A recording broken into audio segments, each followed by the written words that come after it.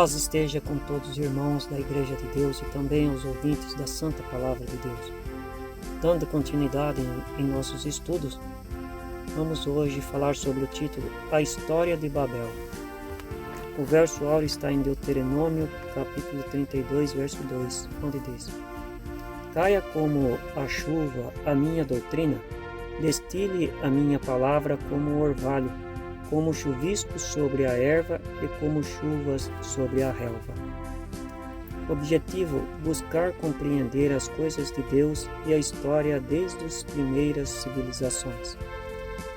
Babel virou símbolo de confusão, porquanto Deus confundiu a língua daquela sociedade. E embarcou o audacioso projeto de Nimrod, cujo objetivo era edificar uma torre e reunir todas as nações sob o seu comando.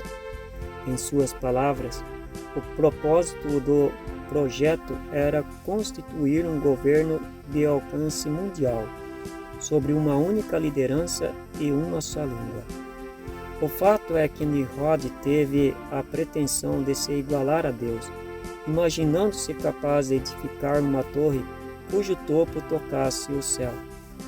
O princípio do seu reino foi Babel, Ereque, Acade e Calné, na terra de Sinar. Gênesis capítulo 10, verso 10. Diz a Bíblia que o Senhor os espalhou sobre a face de toda a terra. Será mesmo que a ideologia daquela audacioso projeto findou por ali? Ou a atitude de Nimrod continuou a influenciar outros povos a seguir os mesmos ideais? Pois bem, se o objetivo de Nimrod era alcançar o céu, os povos subsequentes, hoje a Torre de Babel, perpetuaram a ideia, de forma que hoje o mundo inteiro praticamente acredita que é possível os seres humanos habitar no suposto paraíso celestial. O mais está na esperança de todos. Este é um dos pontos que nos motivam a levantar essa questão. Num estudo de escola bíblica, no sentido de ver até onde essa ideia encontra apoio nas Escrituras. Os céus são os céus do nosso Senhor, mas a terra a deu Ele aos filhos dos homens. Salmo 115, verso 16. Segundo a Bíblia, quais são as chances de alguém ir morar no céu? Não há promessa de Deus nas Escrituras que dê esperanças aos homens de ir para o céu, nem mesmo por um curto espaço de tempo. Jesus afirma que ele, por ter vindo de Deus, podia ir para o céu, mas aos humanos não é facultada essa possibilidade. Vós sois da terra, disse Jesus, portanto, para onde estou indo, vocês não podem ir. Chamando os discípulos de filhinhos, Jesus lhe diz: para onde eu vou, não podeis vós ir. João 13, 33. Da mesma forma que Jesus falou aos incrédulos, ele falou também aos discípulos, que ele estava indo para o céu, e para lá eles não podiam segui-lo. Não se trata da condição, mas da impossibilidade. Não podeis ir. Nesta conversa, significa que é impossível o ser humano ir para o céu. Por outro lado, Jesus afirma que há de voltar, e então levá-los para onde ele mesmo for. Não vos deixarei órfão, voltarei para vós. João 14, verso 3, 18. Como identificar os símbolos que remetem a Babel? O povo de Babel tinha como ideologia a religião politeísta. Logo, era costume entre eles a adoração de deuses em tríades. Este costume se tornou um padrão da adoração, de modo que entre os fenícios, egípcios, babilônicos, amonitas e outros povos se invocava tríades de deuses. Na Bíblia, os nomes mais comuns são Astarote, Baal e Tamuz. Astarotes para os babilônios e Samiramis,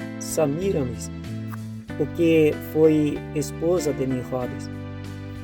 Também adorava o sol e a lua e os astros, como também os que queimavam incenso a Baal, ao sol, à lua e aos planetas e a todo o exército dos céus. Segundo Reis 23:5. A ideologia trina é demonstrada nas ilustrações. O padrão piramidal dos símbolos religiosos no estilo de cone, geralmente de 3 cantos, remetem ao formato da torre, lembrando justamente o padrão idealizado por Nimrod. Um desses símbolos é a árvore de Natal, no formato de triângulo, a forma de tríades. É costume das religiões cristãs construir árvores natalinas dentro de seus templos, em contraste com a palavra de Deus que diz: não plantarás nenhuma árvore ao pé do altar do Senhor teu Deus que fizeres. Deuteronômio 16, verso 21. Que representa o símbolo em cruz? Outro símbolo característico no formato de 3 pontos é a cruz, a principal insígnia introduzida no cristianismo através de Constantino como o símbolo máximo da Trindade. Atribui-se ao Constantino a aprovação da referida doutrina no Concílio de Nicéia em 325 década comum. Há na Bíblia provas de que a ideologia de Babel se perpetuou. A Bíblia cita a Babilônia como a religião predominante em toda a terra. Apocalipse 18, verso 4. Isso significa que o ideal de Babel perpetuou, especialmente no que compara a alma do homem a Deus, imortal, e pode habitar no céu. Ora, ninguém subiu ao céu, senão o que desceu do céu, disse Jesus. João 3, verso 13. Deus habita na luz inacessível, e somente Ele tem a imortalidade. 1 Timóteo, capítulo 6, verso 16. Que Deus nos ajude e nos abençoe, em nome de Jesus. Amém.